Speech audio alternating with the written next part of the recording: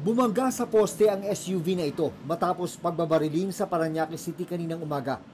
Inabutan pang nakahandusay at walang buhay ang driver sa loob. Sunod talaga. Dahil nakita naman sa pati yung maraming tama doon sa sa sasakyan.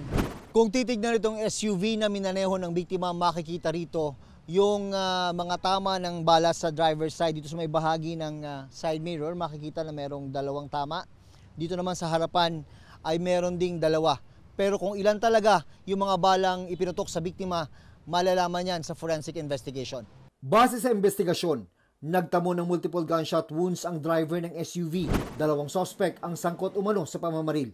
Ayon po sa report ng hepe po ng Parañaque, ang kanilang persons of interest po ay dalawa. Ito po ay riding in tandem. Yung gunman po ay yung pong angkas.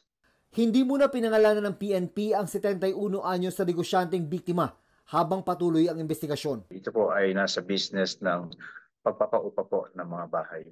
Yung po bang pagpapaupa ng bahay ay isa sa anggulong tinitingnan na posibleng motibo? Base po doon sa report po ni hepe, hindi po yun ang motibo tinitingnan nila. Bagamat may motibo po sila na tinutumbok ngayon,